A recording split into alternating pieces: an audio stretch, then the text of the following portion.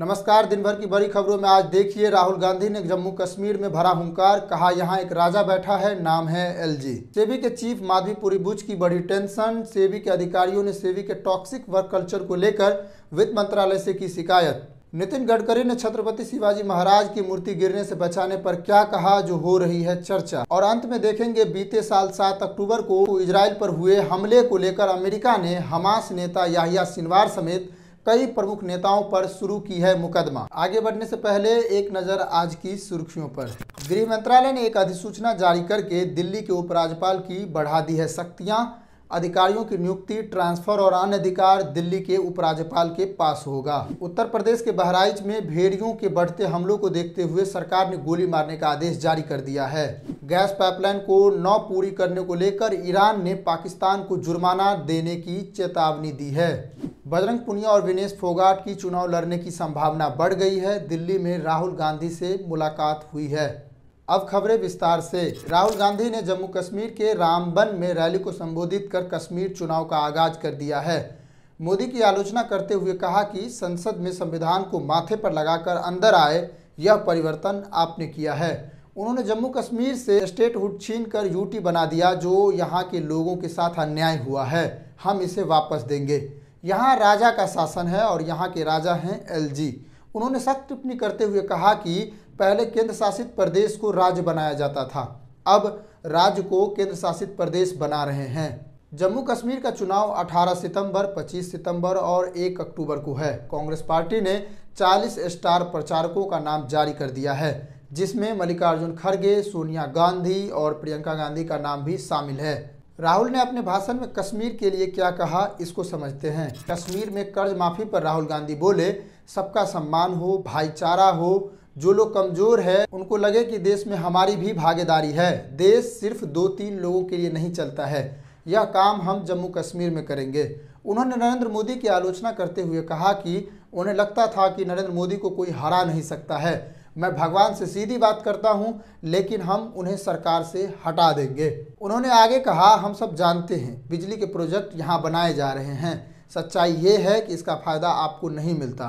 Project के 5 kilometre के radius में फ्री बिजली की बात की जाती है, लेकिन मिलती नहीं। हम सरकार बनाएंगे और यह सुविधा देंगे। आप बिजली के ज़्यादा रेट देते हो, यह अन्याय है, हम इसे ठीक करेंगे। उन्होंने आगे कहा, नरेंद्र मोदी ने पूरे देश में बेरोजगारी फैलाई है। राहुल ने अडानी, अंबानी का नाम लेकर मोदी पर निशाना साधा है। उन्होंने कहा कि पहले राजा महाराजाओं का समय था, आज कश्मीर में उपराज्यपाल का समय है। आपका सिर्फ स्टेट नहीं छीना गया है, आपका अधिकार, आपका धन आपसे छीना जा रहा है। 1947 में हमने राजाओं को हटाकर लोकतांत्रिक सरकार बनाई। आज जम्मू कश्मीर में राजा बैठा है, उसका नाम है जम्मू कश्मीर का एलजी। जम्मू कश्मीर को स्टेटहुड वापस देना होगा। बीजेपी चाहे या ना चाहे, गठबंधन दबाव बनाएगा।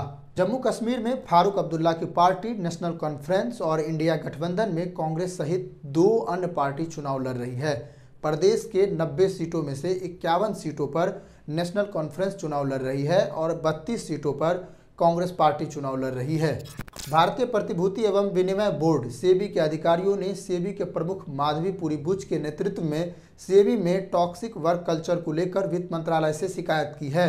पत्र में नेतृत्व पर कठोर भाषा का उपयोग करने और अवास्तविक लक्ष्य निर्धारित करने और सूक्ष्म प्रबंधन करने का आरोप लगाया है। बुधवार को इकोनॉमिक्स टाइम्स ने सेबी अधिकारियों द्वारा लिखे गए पत्र का हवाला देते हुए बताया कि वित्त मंत्रालय को अभूतपूर्व शिकायत पिछले महीने की गई थी। अधिकारियों ने सेबी अधिकारियों की शिकायतें सम्मान का आह्वान शीर्षक से पत्र लिखा है। इस पत्र में शिकायत की है कि बैठकों में चिल्लाना, डांटना और सार्वजनिक रूप से अपमानित करना आम बात हो गई है। पत्र में कहा गया है कि नेतृत्व टीम के सदस्यों के प्रति कठोर और गैर पेशेवर भाषा का उपयोग करता है, उनकी मिनट दर मिनट गतिविधि पर नजर रखता है और लक्ष्य बदलते हुए अवास्तविक कार्य लक्ष्य का निर्धारण करता है।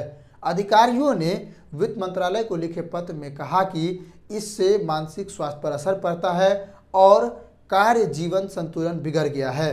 पत्र के अनुसार कर्मचारी रोबोट नहीं है जिसे घुमाकर आउटपुट बढ़ाया जा सकता है। 5 पन्नों के पत्र के अनुसार प्रबंधन ने सिस्टम में बदलाव किया है, प्रतिगामी नीतियां लागू की है और उनकी शिकायत का मूल यह है कि नेतृत्व उन्हें नाम से पुकारता है, चिल्लाता है। अधिकारियों ने कहा उच्चतम स्तर पर लोग लापरवाही से गैर पेशेवर भाषा का इस्तेमाल करते हैं। उन्होंने कहा कि स्थिति ऐसी हो गई है कि वरिष्ठ प्रबंधन की ओर से कोई बचाव नहीं है। नेतृत्व का तरीका जिसमें कर्मचारियों पर चिल्लाकर कठोर और गैर पेशेवर भाषा का उपयोग करके दबाव में लाया जाता है, जो कि बंद होना चाहिए। फिक्की के एक कार्यक्रम में बोलते हुए नितिन गडकरी ने निर्माण सामग्री के साथ पिछले अनुभवों पर निराशा व्यक्त की है। उन्होंने कहा कि तटीय क्षेत्रों में स्टेनलेस स्टील के लिए जोर दिया था, लेकिन उनकी पिछली परियोजनाओं में हमेशा से इस सिफारिश का पालन नहीं किया गया। उन्होंने एक घटना का जिक्र किया जिसमें जंग रोकने के लिए कहा कि छड़ों में पाउडर लगाया गया था, जो अंततः अप्रभावी साबित हुआ और काम नहीं की। केंद्रीय परिवहन मंत्री नितिन गडकरी ने मंगलवार को तटीय निर्माण में जंगरोधी सामग्रियों के इस्तेमाल के महत्व पर प्रकाश डाला। खासतौर पर सिंधुदुर्ग में छत्रपति शिवाजी महाराज की प्रतिमा के हाल ही में गिरने का संदर्भ देते हुए गडकरी ने इस बात पर जोर दिया कि स्टेनलेस स्टील का इस्तेमाल करके इस प्रतिमा को गिरने से बचाया जा सकता था। फिक्की के कार्यक्रम में बोलते हुए गडकरी ने निर्माण सामग्री के साथ पिछले अनुभवों पर निराशा व्यक्त की है। उन्होंने कहा कि पिछले 3 वर्षों से दबाव बना रहा हूं कि समुद्र के करीब बने हुए पुलों के निर्माण में स्टेनलेस स्टील का निर्माण किया जाना चाहिए। जब मैं मुंबई में 55 फ्लाईओवर के निर्माण को लागू कर रहा था तो एक व्यक्ति ने मुझे झांसे में ले लिया। उसने लोहे की छड़ों पर कुछ पाउडर कोटिंग लगाए और कहा कि वह जंगरोधी है, लेकिन वहां जंग लग रही थी। अब मुझे लगता है कि समुद्र से 30 किलोमीटर के भीतर सभी सड़कों में स्टेनलेस स्टील का इस्तेमाल किया जाना चाहिए। अगर छत्रपति शिवाजी महाराज की मूर्ति के लिए स्टेनलेस स्टील का इस्तेमाल किया गया होता तो यह कभी नहीं गिरती। उन्होंने कहा सिंधुदुर्ग में पुलिस ने मूर्तिकार जयदीप आप्टे के लिए लुकआउट नोटिस जारी किया है, जो मालवन में राजकोट किले में मूर्ति गिरने के बाद 1 सप्ताह से अधिक समय से लापता है। आप्टे के स्ट्रक्चरल इंजीनियर चेतन पाटिल के खिलाफ भारतीय न्याय संहिता के विभिन्न धाराओं के तहत एफआईआर दर्ज की गई है। पाटिल फिलहाल 5 सितंबर तक पुलिस हिरासत में है, जबकि आप्टे अभी भी फरार है। बीते साल 7 अक्टूबर को इजराइल पर हुए हमले को लेकर अमेरिका ने हमास नेता याह्या सिनवार समेत कई प्रमुख नेताओं पर मुकदमा शुरू किया है। अमेरिकी न्याय विभाग ने कहा कि वो हमास के 6 नेताओं पर 7 आरोप लगा रहे हैं, जिसमें अमेरिकी नागरिकों की हत्या, चरमपंथ को वित्तीय मदद देने की साजिश रचने और सामूहिक जनसंहार के हथियारों के इस्तेमाल करने का आरोप शामिल है। इस आपराधिक शिकायत में हमास की ओर से दशकों तक किए गए कथित हमलों और इसके साथ ही 1 साल पहले दक्षिणी इजराइल पर अभूतपूर्व हमले को भी शामिल किया गया है। हालांकि जिन लोगों का अभियोग में नाम है उनमें से 3 लोगों का मौत हो गया है। कुछ ही महीने पहले इनकी मौत हो चुकी है।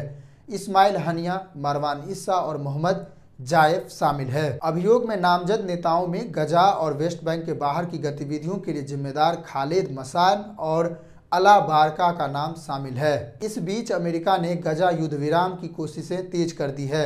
उन्होंने 2 पक्षों से समझौता प्रस्ताव स्वीकार करने की अपील की है और इसकी प्रयास तेजी से कर रहा है। नमस्कार, देखते रहिए सार्न इंडिया। जय हिंद।